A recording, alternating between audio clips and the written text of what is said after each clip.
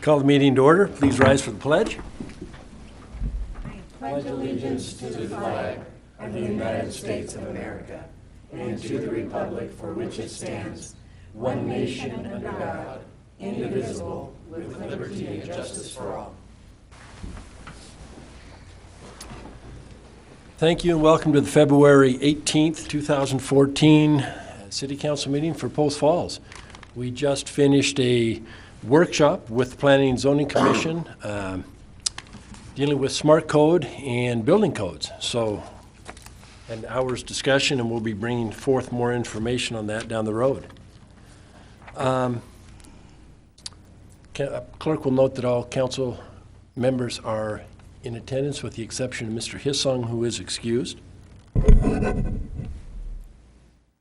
And on announcements, appointments, we have interviewed for Planning and Zoning Commission. We have 3 openings, and we had probably the highest number of applicants that I have seen. We had, I think, 8 applicants for Planning and Zoning. So I appreciate Mr. Wolf and Linda and Hillary for sitting on the interviews.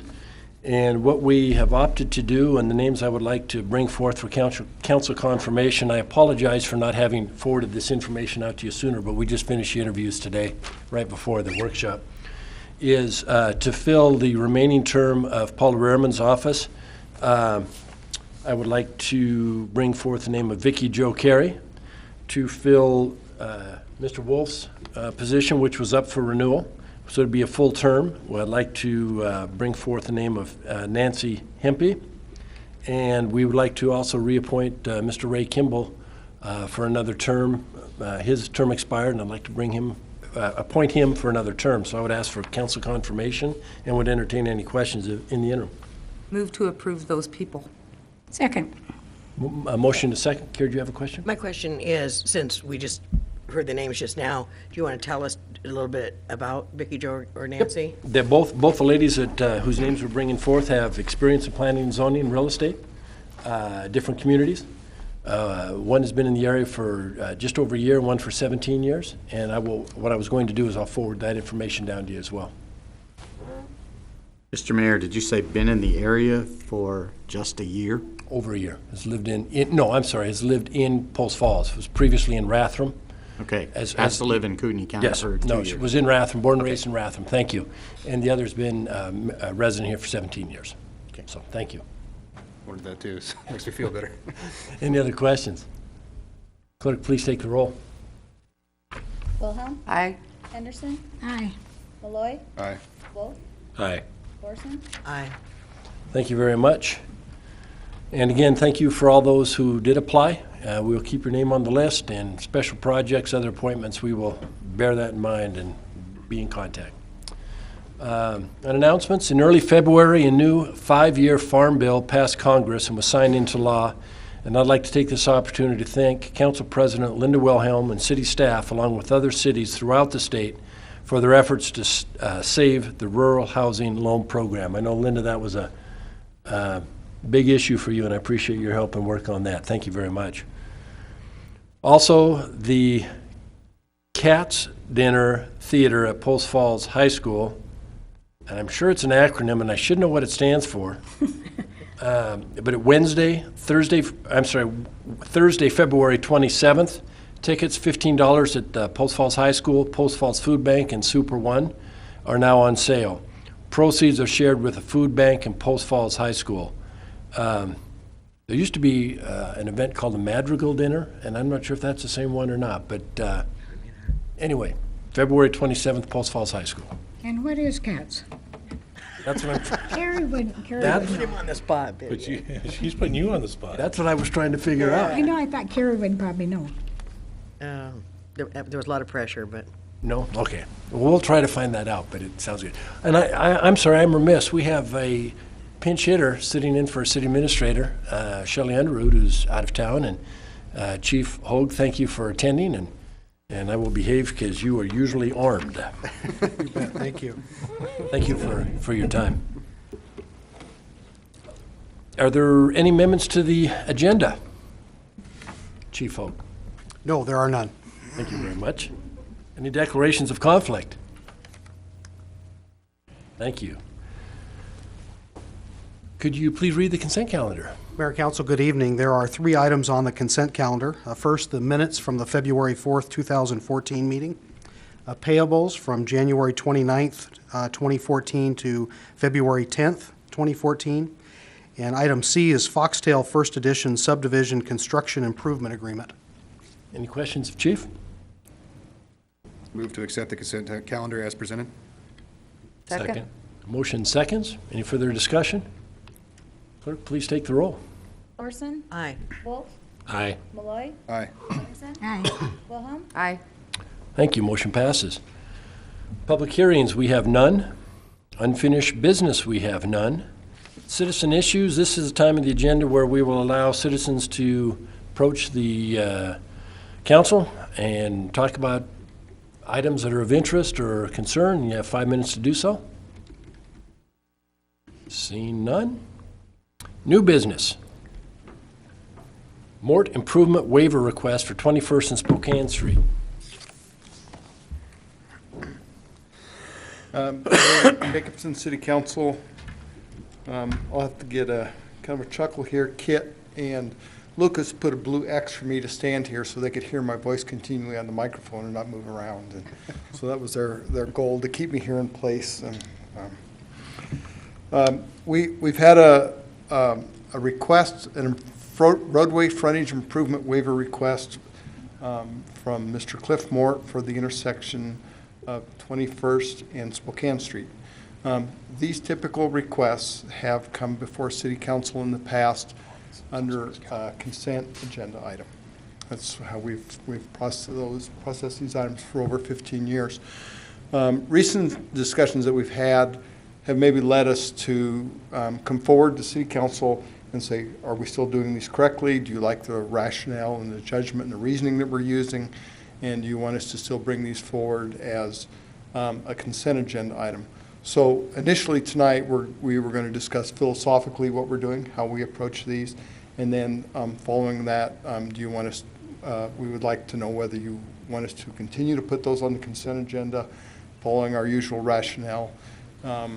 And then additionally, we would be looking for specific action on the request at 21st Spokane Street that we have before us this evening. So you want to address the process first? Yeah, we'll address the process first. So typically, waiver improvements come to us. There's 3 actions that are taken. One of those is that there would be a waiver of improvements. We look at the surrounding neighborhood. There does not seem to be established curb and sidewalk and infill paving within the surrounding neighborhood. It doesn't seem like it's an infill lot. It does not look like there would be adjacent development that would complete those in the future. And so those typically we've come forward and recommended that they be waived. There has been a denial of the waiver request, and that is maybe where there's a lot that does not have improvements right next to it, but there's improvements close by. So we said, go ahead and put these improvements in. We'll construct curb and sidewalk and infill paving. And then as growth occurs, maybe a couple of lots down, we'll have complete, all those frontage improvements will be completed at that time, so that we would deny the request. The third would be a cash out of improvements, where we're planning to do improvements. It really doesn't logically make sense for someone to do a little infill piece. It would be better to be done as a much larger piece, and we would have them cash out the cost of those improvements. We would hold those dollars until we had another project where we maybe had a grant and could use matching dollars for those. An example of that would be Mullen Avenue. All the development that occurred along Mullen Avenue, we cashed out those improvements. We had a great match for a grant, and we built a much larger project. So those are the 3 philosophies and approaches we've had. I know there were some other discussions on whether the improvements could be waived, or not waived, but deferred. And that mechanism, other short of not having some surety or some other form of guarantee, really wouldn't work in the future. You're just kind of acting on somebody's word. So that's the approach that we've taken, and One, does council agree with that approach? And do you want us to continue with these under the consent agenda with our typical recommendations that we've done in the past? Alan? I have a question. Yes. This may not even be the appropriate time to ask this question, but I'm going to use the new guy exemption. Yes. Do we really charge this guy $300 just to ask for a waiver? Yes. The reason for that is it involves review of the site, writing a staff report, review of existing utilities that we have, and standing before here this evening yourself. So we've kind of tracked our time that we do, all of staff's time relative to what it takes for someone to come in and do a waiver request. Okay. I'd be in favor of continuing on the way we are. I think it's working really well. Like this part of town right here, we've all driven by that thousands of times. There is no sidewalk, curb, gutter on that side of Spokane Street for several blocks. Is that right, Bill? There are the near, Down, either north or south. Yeah. There's somewhat roundabout either way. So. yeah. This is one where this particular request, I guess we're kind of stepping ahead, but this particular request, we do have design, and since it's a major arterial, in the future, we're going to be trying to acquire grant dollars or some other means to accomplish those improvements. It's not like some of the infill that are really separated and short of a local improvement district, they won't happen. This one we will be pursuing sometime in the future, so there could be some merit for cash out that we would hold in this particular case. We're jumping ahead, as you said, but Yes. I want to follow up on that. Yeah. Several years ago, we had a request on Mullen. And I remember I talked with Councilor Hissong on it. He was going to make a motion to defer the needed improvements. But he says, let's try this, let's waive it. And it passed. I voted no, but it passed. You're talking about cash out. So if you have someone going in to improve a lot, they would have to put some cash down for that? Because, if I can, excuse me, Yes. but you talk about Mullen Avenue, so you had people who had put cash into the pot, so to speak, that you were able to then use for a matching grant, correct? My concern is if we, first of all, we shouldn't make them put the stuff in right now, put those improvements in. But if we waive it, they're not going to have to put any cash into it. Then if you have the opportunity for a grant, now you're short that parcel as far as funds for matching grant. And, so again, I don't see any sense personally in forcing the developer to put it in at this juncture.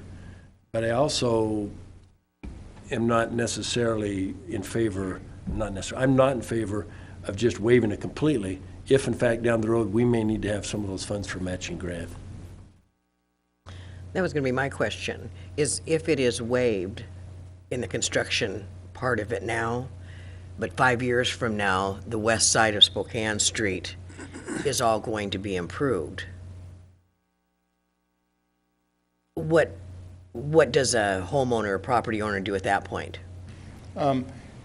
Unless the city was to form a local improvement district and assess those, the costs of that project to them, they wouldn't do anything. They would have no obligation at that point of. So it's on the city's nickel It's then. on the city's nickel. But wouldn't we do it normally as an LID? I mean, and so essentially, the developer passes that expense on to the homeowner. So he sells the house for $1,000 less than he would if we had to put the improvements in or pay the fee, and now the homeowner's on the hook. An LID is a mechanism to use for this. We have not routinely done local improvement districts for this. If council wanted us to, we could pursue a local improvement district to include all those frontage improvements and get everybody to participate in that. At one point, we had tried to do local improvement districts in all of that kind of infill area north of Mullen Avenue between Idaho and Spokane Street. And I think almost everybody that was involved in that was almost asked to leave town or something. It didn't go over very well. Very politely worded. Huh? That was worded very well. Thank you. Linda, you have another comment? Well, what came back to me is 3rd Street, 2nd Street. There's an LID down there. I don't know that it's all the way paid off now, but there was at one time, and that was, I thought, for sidewalks along there for some reason. Yeah, I was not involved in those projects, so. So the bottom line is, if we, on the specifics, since we're going back and forth between the topics, if we approved the waiver and Mr. Mort went ahead with his construction there, but then down the road wanted to improve those streets, he would be the same as everyone else in needing to either with the local improvement district or however. But I can't imagine, and when we talk about the things, not just for today and next week, but 20 years from now, the west side of Spokane Street, I'm sure, if not in the immediate future, in the not-too-distant future, will have sidewalks and improvements on there. But the question is, do we have a waiver? I mean, if you waive it, it seems to me it's waived. So maybe I'm wrong, but I would think he would be out of the picture at that point. So you're saying if it's waived forever? That's my thought. Mr. Mason? Mr. Mayor, I believe it's waived until or unless the council decides a local improvement district, So we where the could- benefit to be derived would be assessed to the property owners. Okay. Oh, okay. Linda? And the benefit would be to the property owner at the time of the LID. Right. We had the same situation, although I don't know that it was an LID situation on 15th Street. It wasn't an LID. It was, we were getting too close to the houses. Remember when we were putting the curbs and the sidewalks and things he like that? remembers. But it's the same idea, right? Right. So my question is, how long do you keep the cash that you take from these people? I mean, I don't understand. We've hung on to it. We have freed them from their obligation. We put those dollars into an account that are specific for that location, and we hang on to them. Where we've had, like I said, Mullen Avenue was a classic example. A lot of that, though, was because we had larger subdivisions. We didn't want those to look hodgepodged and put together. So when those developers built on the north and south sides of Mullen in there, we cashed out those dollars. We held those dollars until we had a grant opportunity.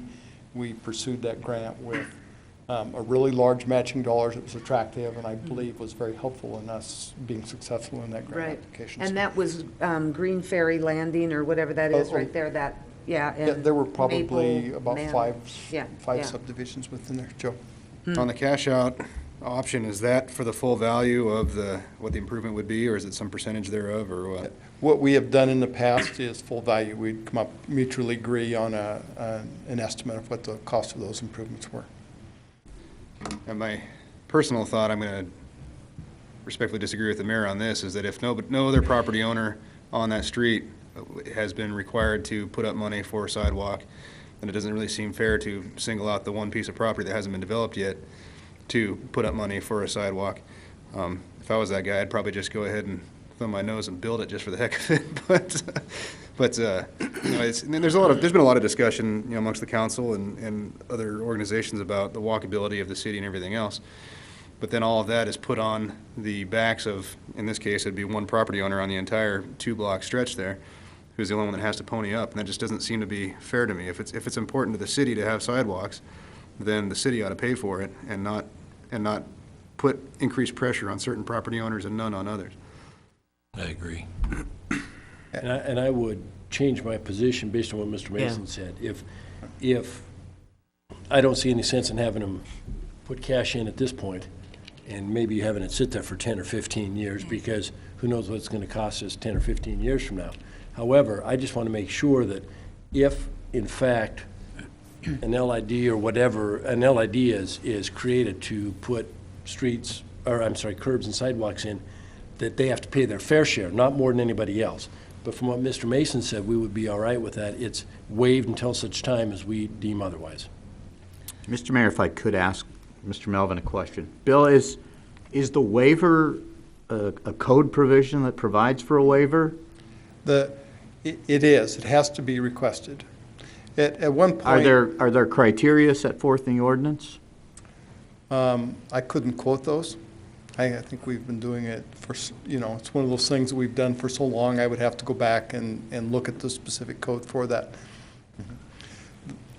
Linda? I just have one question for legal counsel, and that is, If we were to take cash and set it aside for this property, and then an LID came to that part of town, would that property owner actually be double charged? No, that property would be absolved of whatever it was. It's basically a cash deposit at today's dollars, and we will relieve you of, everybody who builds a new dwelling has a requirement to install frontage improvements.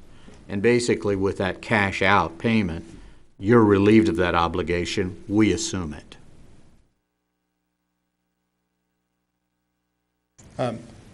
Mayor, we even discussed the philosophy of taking dollars and using them in a pool in the community to complete sidewalk improvements throughout the community. Spoke with Mr. Cafferty on that, and he quickly informed us that it's a tax and wasn't something that we could be doing. So I believe in, when we look at the bigger picture, there's probably, those three individual cases probably still apply. It's my hope that we can bring them back under the consent agenda. And I understand, I think, a little bit more of the philosophy and the approach that council's taking, particularly after looking at this one. Further discussion? Carrie? Oh, I was going to say, I'd be prepared to make a motion if that's what we Okay. need to do. And let me ask real quick, Bill, do you have anything else? Do we need two? Do we need, no, It's best to have two motions because it's possible to have one opinion on one item and one opinion on the other, and that way we're clean on the request for a waiver. so this would be, one motion would be for the waiver, the other would be for the process? Yes, Okay, thank you. Carrie? please. Well, I'll make a motion to approve the frontage improvements fee waiver request from Cliff Mort. And a second motion.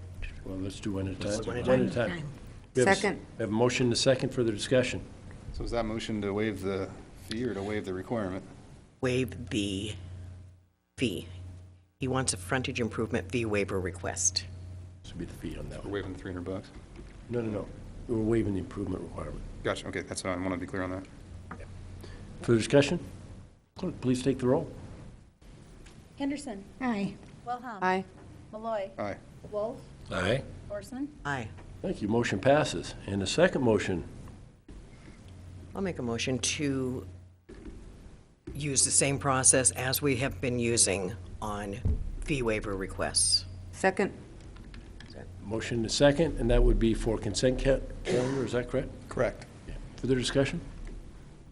Clerk, please take the roll. Wolf. Aye. Malloy. Aye. Henderson. Aye. Wilhelm. Aye. Orson. Aye. Thank you. Motion passes. Thanks, Bill. Appreciate it. I appreciate the clarification on that, too, because like I said, I just thought it was waived forever, but it's good to know that they're not going to be paying more than their fair share, but they will pay what's needed. Mr. Mayor, just for clarification for staff going forward, things are never always the same. And so even though you said you want them on the consent agenda, there may be cause in unique circumstances to have them come on the regular agenda too. We can always pull it off the consent. Or the staff may say, this one, there's nothing simple about it. I want to talk to the council and just put it on the regular business agenda. So come before the council. Thank you. Right. Ordinances and resolutions, we have none. Administrative staff reports. Chief, do we have any? None. Thank you. Council comments? None. Mayor comments. I think we see some scouts out there. Thank you very much for attending. Appreciate your interest, and I know you're probably working towards merit badges of some kind. Well, we appreciate you showing up. Thank you very much. Other than that, I have... Got the fire chiefs out there, did you not? Well, we have the fire chiefs, but I talked to them, and they're actually part of the staff. And we see them so often, I asked them if we'd be all right if we didn't recognize them, because we appreciate them. And they said They that's said fine. no. So that's why. But you're still special to us. You're going to Just show so up you know. on payday now. Mayor, can I make one more? I'm jumping back, Okay. but I'm new guy. You're the new guy. Yeah, you sound like Joe did. I just wanted to say that having sat on planning and zoning for several years, we had some really good applicants. I don't think that there was anybody that wouldn't have done a good job, and it was kind of a tough decision to Can I say narrow it down to 2. So we had some great applicants this year, and I appreciate everybody getting involved, so. Thank you, I do too. With that, no further business, I would entertain a motion. Adjourn. I think that's a motion to second. I'll second it. Great. Meeting adjourned. What is this?